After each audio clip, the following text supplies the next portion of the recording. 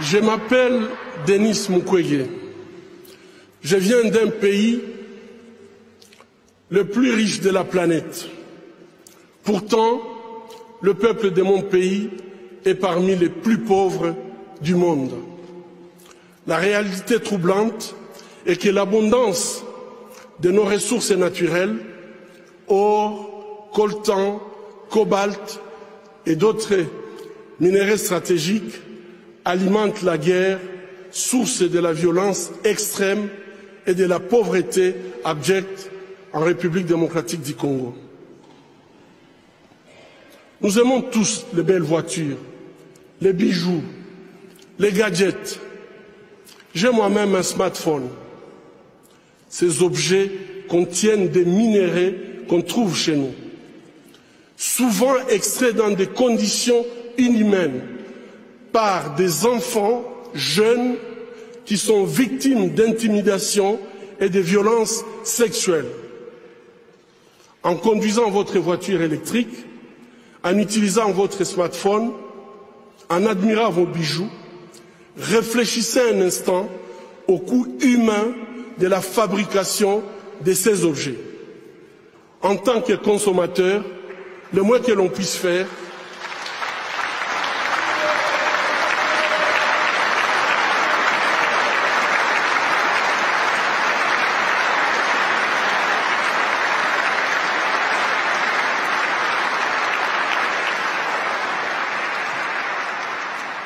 en tant que consommateur, le moins que l'on puisse faire est d'insister que ces produits soient fabriqués dans le respect de la dignité humaine.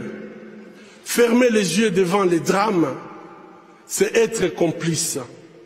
Ce ne sont pas seulement les auteurs de violences qui sont responsables de leurs crimes, mais aussi ceux qui choisissent de détourner les regards. Mon pays est systématiquement pillé avec la complicité des gens qui prétendent être nos dirigeants.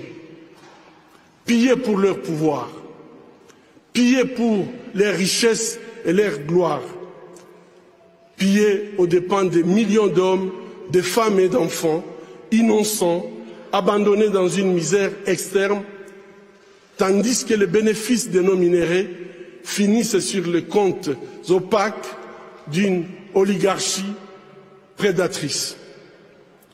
Cela fait 20 ans, jour pour jour, qu'à l'hôpital de Panzi, je vois les conséquences de cette mauvaise gouvernance de mon pays. Bébés, filles, jeunes femmes, mères, grand-mères, et aussi les hommes et les garçons violés de façon cruelle, souvent en public, en collectif, en insérant du plastique brûlant ou en introduisant des objets contondants dans leurs parties génitales. Je vous épargne des détails. Le peuple congolais est humilié, maltraité, massacré depuis plus de 2 décennies au vu et au su de la communauté internationale.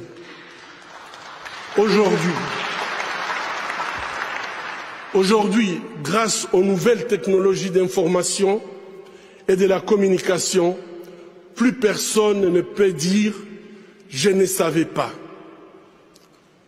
Avec ce prix Nobel de la paix, j'appelle le monde à être témoin et je vous exhorte à vous joindre à nous pour mettre fin à cette souffrance qui fait honte à notre humanité commune. Les habitants de mon pays ont désespérément besoin de la paix.